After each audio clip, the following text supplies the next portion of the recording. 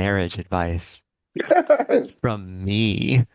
I know. I've been married for almost a year, and I know that there are others on this call that may have been married for a little bit longer than that. Let me be transparent about I'm talking about marriage advice that I solicited Sorry. before Sarah and I got married. So this is advice that I've heard from my family. These are quotes that I've pulled from family and friends. And so I'd like to walk through a couple of the ones that I've received and then talk about the stories that may have motivated them. And then we'll have an opportunity to look at another one at the very end that I've pulled from a different source, somewhat more common source. But let's, without further ado, step into them. So the first piece of marriage advice I received was from my father. True story, I was sitting with my dad at a restaurant and I asked him for marriage advice. And my dad is a jovial and outgoing kind of fellow. But when I asked him for the advice, he went stone-faced and he stared straight at me with a look of horror and said, "Listen." That was his one word of advice. It dovetails well with another quote that I've heard about husbands. I believe the quote was, "Having a husband is like having a best friend who doesn't listen to a word that you say." I think that my dad probably has experienced something like that. Certainly, my mother has experienced something like that. So, this was his deep felt, very, very basic advice for me. I'd like to say that I follow it as much as I can think to do so, but we'll leave it at that. Second piece of advice comes from my mother. My mother and I are very, very similar.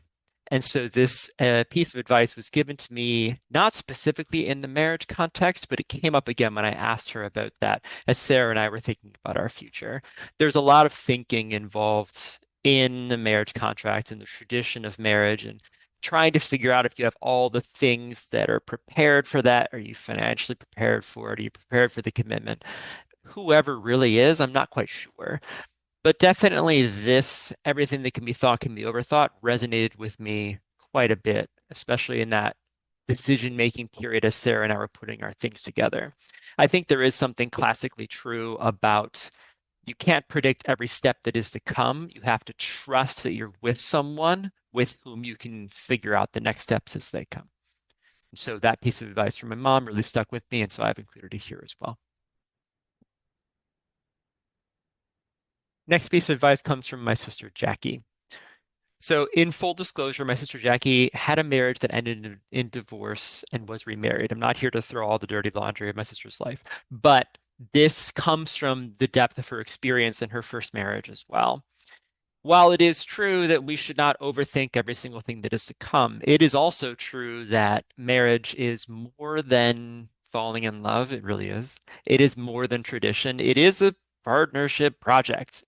There doesn't have to be a project manager. You don't have to be on Asana, but you do have to have some idea of what you're trying to accomplish and where you're trying to go. And lies have a very pernicious effect on a relationship. They can seep in for a very long time.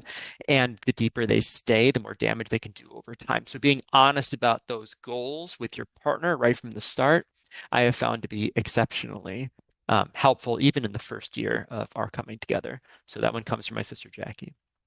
I have one other sister. She also gets a piece of advice that comes in the presentation. This is from my sister Jessica. She and I are quite similar. We had a conversation about malleability. And this is the first part of a longer conversation that we had about that. Observe when you're being malleable to fit what someone else wants. Observe when you're being the jello to someone else's mold. That's what the jello in the back is supposed to symbolize. It is important for the give and take.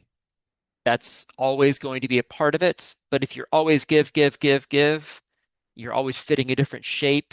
Are you really still yourself anymore? Listening to the arguments my parents had growing up, a lot of it was about my mom feeling like she had to bend over all these different directions in order to accommodate what my dad wanted or what the family wanted or whatever it might be. And sort of having that drive to stand up is something that my sister Jessica was trying to observe for me as well. So I think that that one resonates as well.